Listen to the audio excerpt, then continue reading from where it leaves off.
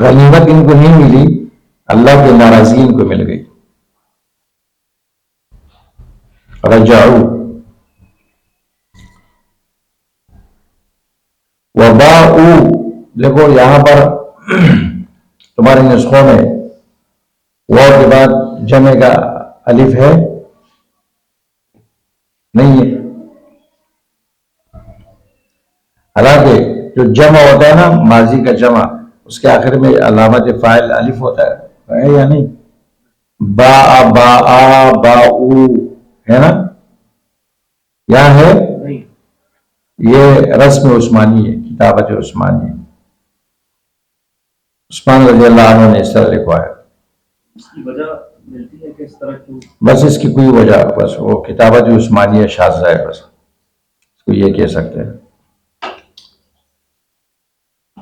غنیمت کے ساتھ نہیں لوٹے، غضب کے ساتھ لوٹے.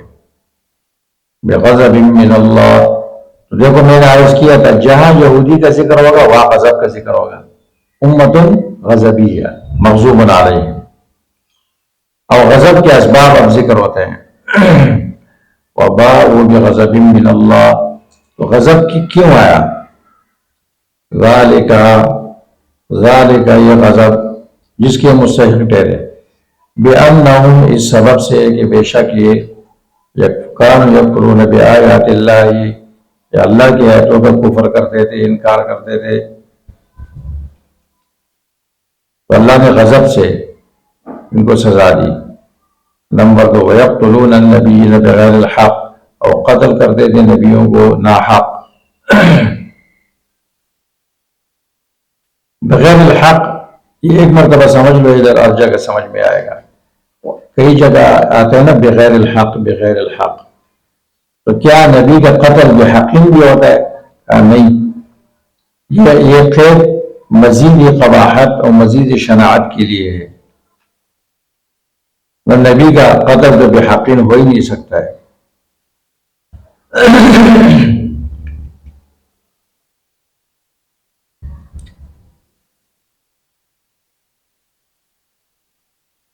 یہ کوئی جاہل نہیں کہ نہ یہ کہ ان کو پتہ نہیں تھا. ذالک بما عصوا، یہ اس وجہ سے کہ انہوں نے اللہ کی نافرمانیوں کا ارتکاب کیا. وَكَانُوا يَعْتَدُونَ، اور اللہ کے بندوں پر زیادتی کرتے تھے، ظلم کرتے تھے یا حد سے آگے بڑھتے تھے. تو پھر کیا ہوتا ہے نا، ایک گناہ دوسرے گناہ کو کھینچتا ہے. جیسے ہے نا، انسان غافل ہوتا ہے تو اس سے چھوٹا گناہ پیدا ہوتا ہے، پھر اس سے بڑا گناہ، پھر اس سے بدعت، پھر کفر. نیکی دوسرے نیکوں کو دعوت دیتی ہے اور گناہ دوسرے گناہ کو دعوت دیتا ہے.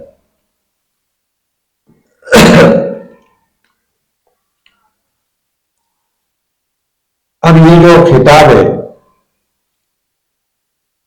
یہ جو بنی اسرائیل موجود تھے رسول اللہ صلی اللہ علیہ وسلم کے زمانے میں، نزول قرآن کے زمانے میں، ان کو خطاب ہے. حالانکہ یہ جو کام ذکر کیے جا رہے ہیں یہ تو ان کے نہیں ہے، یہ تو ان کے اسلاف کے کام تھے، باپ دادے کے. تو پھر ان کو کیوں مخاطب کیا گیا؟ سوال ہے نا. یہ سارے کرتوت جو ذکر کیے گئے یہ تو انہوں نے کیے جو موسیٰ علیہ السلام کے زمانے میں تھے یا ان کے بعد انبیاء کے زمانے میں. اور جو مدینہ میں تھے انہوں نے تو ایسا کوئی کام نہیں کیا تھا، نہ اس زمانے میں تھے. تو ان کو کیوں مخاطب کیا جا رہا ہے نا؟ کہ اس کی کئی وجوہات ہیں. پہلی وجوہات یہ کہ یہ اپنے اسلاف کی تعریف کرتے تھے اور ان کو بڑا پاکیزہ باور کراتے تھے، اور ان کو رسول اللہ صلی اللہ علیہ وسلم اور ایمان والوں پر فضیلت دیتے تھے کہ ہمارے اسلاف تم سے افضل تھے.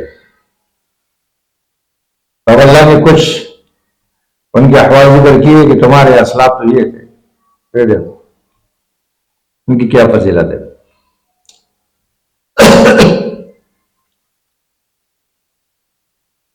اللہ نے دنیا کے سامنے ان کے اسلاف کو رسوا کیا کہ ان کے اندر نہ کوئی صبر تھا نہ کوئی عمدہ اخلاق تھے.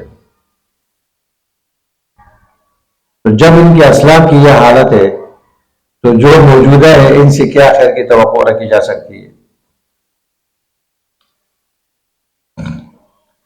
نمبر 2، باپ دادے پر جو نعمت ہوتی ہے وہ اولاد تک بھی پہنچتی ہے. نعمت علی الآباء، نعمت علی الابناء ہوتا ہے. اس نعمت کا اثر ان کو بھی پہنچا ہے، تو اس لیے ان کو مخاطب کیا گیا. نمبر 3، یہ اس پر راضی تھے، ان کے باپ دادے نے، ان کے اسلاف نے جو کچھ کیا تھا یہ اس پر بالکل راضی تھے. تو گناہ پر راضی ہونے والا بھی گناہ میں کیا ہوتا ہے؟ شریک ہوتا ہے. انہوں نے جو کچھ کی اکثر یہ برا نہیں کہتے تھے کہ انہوں نے برا کیا، کہتے صحیح کیا انہوں نے.